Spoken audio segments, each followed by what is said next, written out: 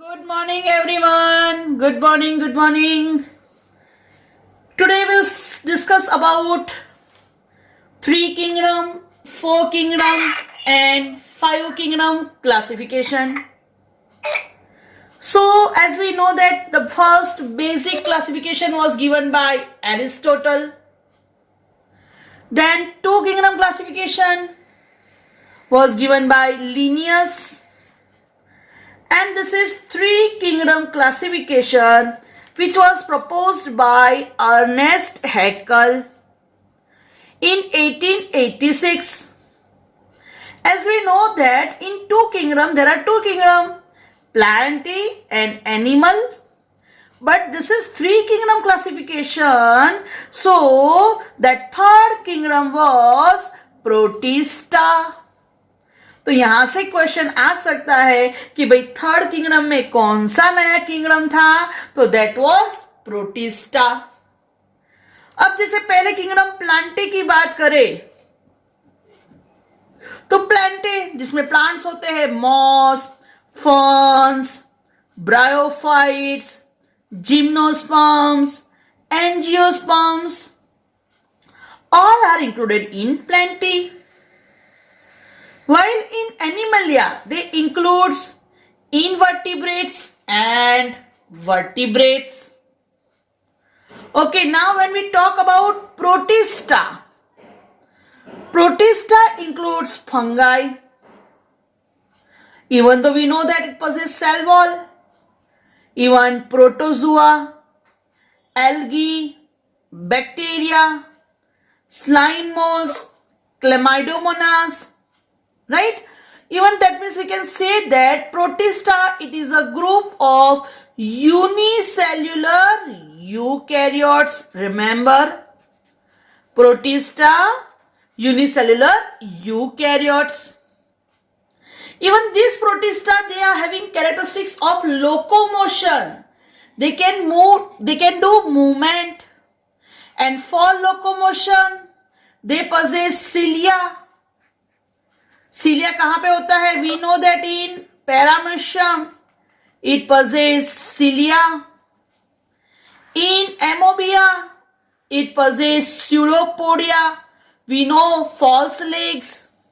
And when we talk about Euglena, Euglena possesses flagella. So for locomotion they are having locomotory organ like cilia, pseudopodia and flagella. Now what's the drawbacks of this three kingdom classification? तो जहां पे कुछ नया अच्छा होता है वहां पे कुछ माइनस भी होता है. तो ये जो थ्री किंगडम क्लासिफिकेशन थे उसके भी ड्रॉबैक्स है. जैसे यहां पे प्रोकैरियोट्स एंड यूकैरियोट्स को सेपरेट नहीं किया है, वो तो सबसे पहली प्रॉब्लम है कि जैसे बैक्टीरिया है प्रोकैरियोट्स और फंगाई है यूकैरियोट्स, तो दोनों को रखा एक ही में, प्रोटिस्टा में. Second, again they are not able to distinguish unicellular and multicellular organism. जो यूनिसेलुलर बैक्टीरिया है और अल्गी भी यूनिसेलुलर है, बट फंगाई जो मल्टीसेलुलर है, तो उसी को दोनों को साथ में रखा प्रोटिस्टा में. और एक ड्रॉबैक देखने जाए तो जो बैक्टीरिया की पोजीशन है, बैक्टीरिया तो प्रोकैरियोट है, फिर भी उनको रखा यहां पे प्रोटिस्टा पे. नहीं नहीं नहीं नहीं, गलत बात हो गई. तो ये थ्री किंगडम क्लासिफिकेशन जो अर्नेस्ट हैकल ने दिया था, it is not well accepted because it is having so many drawbacks. So now let's move ahead. So now next, five kingdom classification. अब four kingdom classification. Four kingdom classification, it was proposed by Copeland. शायद ये पूछ सकते हैं इन 1956.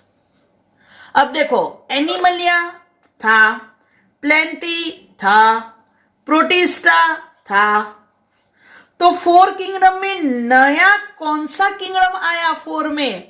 तो the fourth one is Monera.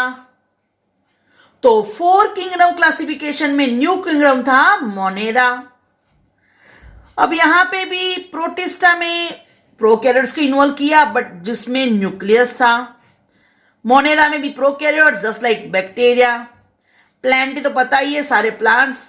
और Animalia में animals, right. Animals को रखा based on their nutrition.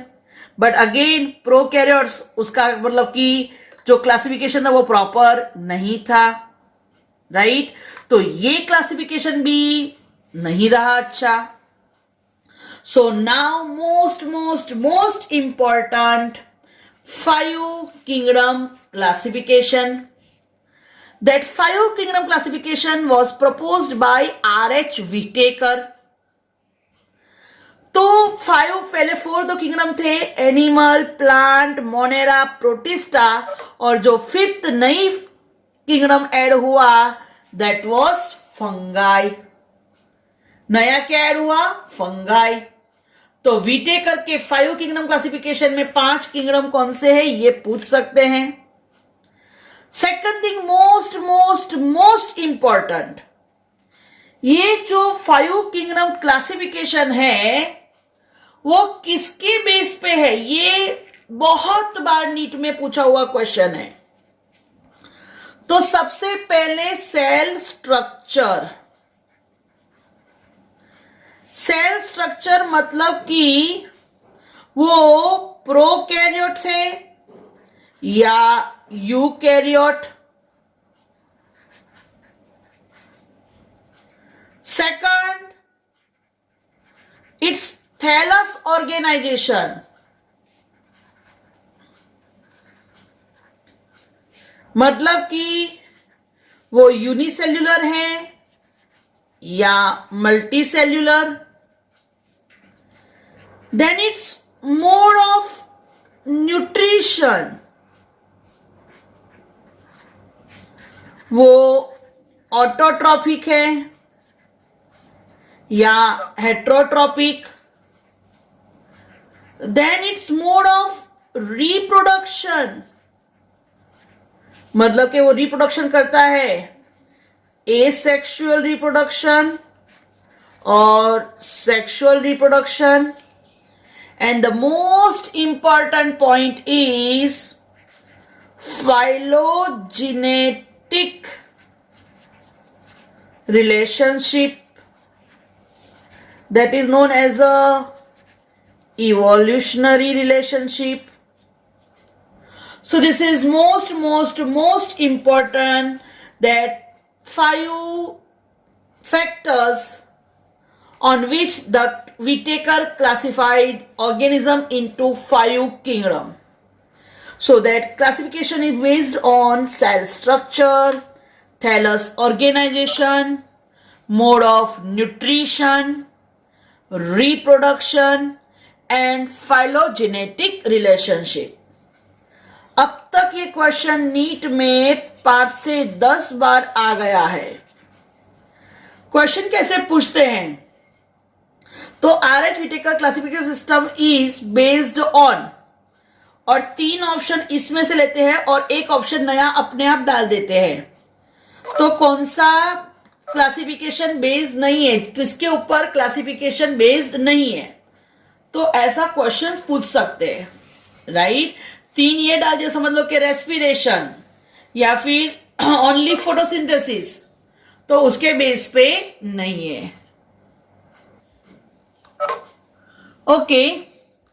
So after 3 kingdom, 4 kingdom, 5 kingdom, obviously 6 kingdom classification. Actually this 6 kingdom classification, actually it is known as a 3 domain classification. It is known as a 3 domain classification. Actually kingdom से भी जो ऊपर होता है उसको domain बोलते हैं. तो कार्ल हूज ने 3 डोमेन्स दिए थे.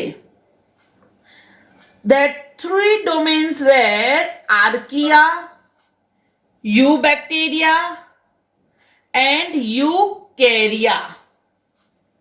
That 3 domain are archaea, eubacteria and eukarya.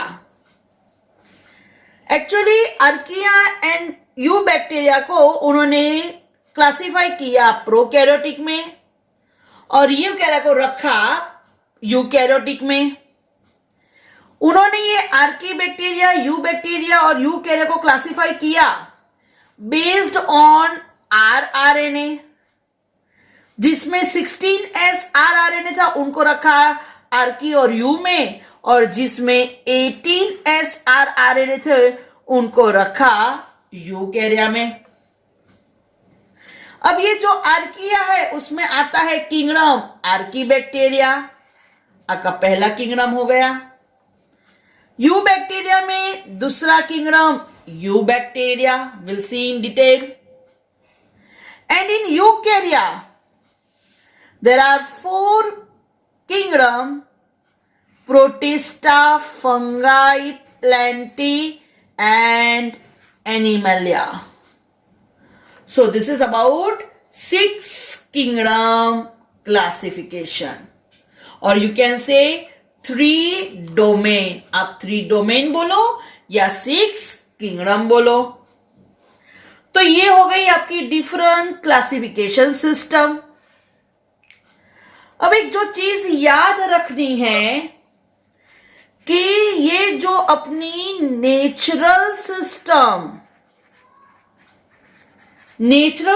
जो क्लासिफिकेशन है, जो नेचुरली है, it is based on anatomical, physiological and morphological characteristics। ये जो नेचुरल सिस्टम ऑफ क्लासिफिकेशन है वो दी थी किसने, तो याद रखना Bentham and Hooker, not cooker, Bentham and Hooker. उन्होंने ये जो क्लासिफिकेशन किया था वो सीड प्लांट्स का किया था और 2 में डिवाइड किया था, मोनोकॉट और डाइकॉट। बेंथम और हुकर की जो बुक है वो याद रखना जिनेरा प्लेंटेरम। बेंथम एंड हुकर की जो बुक है उसका नाम याद रखना जिनेरा प्लेंटेरम। तो यहां से क्वेश्चन आ सकता है कि भाई natural classification system was proposed by Bentham and Hooker, right. अच्छा, कभी गलती से आपको पूछे कि भाई फाइलोजेनेटिक क्लासिफिकेशन क्या है, तो याद रखियो कि जो इवोल्यूशनरी सीक्वेंस पे बेस होता है उसको बोलते हैं फाइलोजेनेटिक क्लासिफिकेशन। क्लियर। तो ये हो गया अपना basic information about classification. Clear, okay.